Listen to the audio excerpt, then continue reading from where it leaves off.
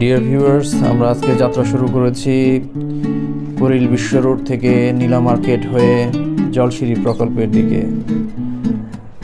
এই প্রকল্পে অনেক দিন থেকেই যাওয়ার ইচ্ছা ছিল, যেটা 300 ফিট হয়ে যেতে হয়, এবং রাস্তাগুলো এত সুন্দর যে আপনি না গেলে বুঝতে পারবেন না যে রাস্তাগুলো আসলে কতটা মনোমুগ্ধকর, এবং পরিবেশটাও ছিল খুবই শান্ত এবং খুবই ভালো একটি দিন ছিল আমাদের। সেভাবেই যাত্রা শুরু করা, একটি শীতের সকাল বলতে পারেন, খুবই চমৎকার একটা আবহাওয়া ছিল।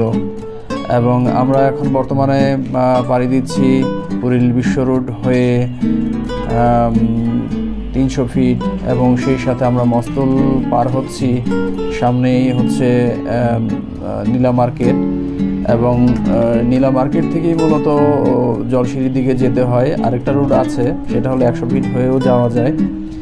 তো আমরা নীলা মার্কেট হয়ে যাব, কারণ সেখানে আমরা আসলে অনেক কিছুই দেখতে পাবো, যেখানে আসলে অনেক পর্যটক আসে প্রতিনিয়ত। হাঁসের মাংস সেখানে প্রতিনিয়তই পাওয়া যায়। বেশ কিছু রেস্টুরেন্ট ওখানে আছে, খুবই পপুলারিটি নিয়ে তারা কাজ করছে। এবং রসনা বিলাসের দিক থেকে আসলেই নীলা মার্কেট একটি অন্যতম জায়গা বলা যায় এই এরিয়াতে, এবং প্রচুর পর্যটক প্রতিদিন এখানে ভিড় করছে, যা দেখে আসলে আমি না দেখলে হয়তো আমি বিশ্বাস করতে পারতাম না। এবং এই নীলা মার্কেটে আজকে নিয়ে আমার আরও কয়েকবার যাওয়া হয়েছে, তো আজকে নিয়ে মোটামুটি প্রায় 10 থেকে 12 বার হয়তো হবে। তো জায়গাটা এত ভালো যে আসলে আমি যতটাই দেখছি ততই যেন আমি মুগ্ধতাই চলে যাচ্ছি, এবং আমরা খুব কাছাকাছি চলে আসছি নীলা মার্কেট থেকে। এবং আপনাদেরকে বলে রাখি যে জায়গাটা কুড়িল বিশ্ব রোড থেকে নীলা মার্কেট আপনার মোটামুটি আপনি সিএনজি দিয়ে গেলে 15 মিনিট লাগবে, 10 থেকে 15 মিনিট, এবং অটোরিকশা দিয়ে যদি যান সেক্ষেত্রে 20 থেকে 25 মিনিট লাগবে। আমরা অলরেডি নীলা মার্কেটের চত্বরে চলে এসেছি। 300 ফিটের যে রোডটা, যেখানে পর্যটকরা মূলত ভিড় করে থাকেন, এবং এই রুট ধরেই নীলা মার্কেটের দিকে আপনাকে যেতে হবে। এবং আমরা সামনে কিছুটা এগুলোই নীলা মার্কেট দেখতে পাবো, এবং তার পাশেই আপনারা দেখতে পাচ্ছেন যে এখানে একটি পূর্বাচল ক্রিকেট স্টেডিয়াম, যেটা নতুনভাবে স্থানান্তর হচ্ছে এখানে, সেই স্টেডিয়ামটি দেখা যাচ্ছে ডান দিকে।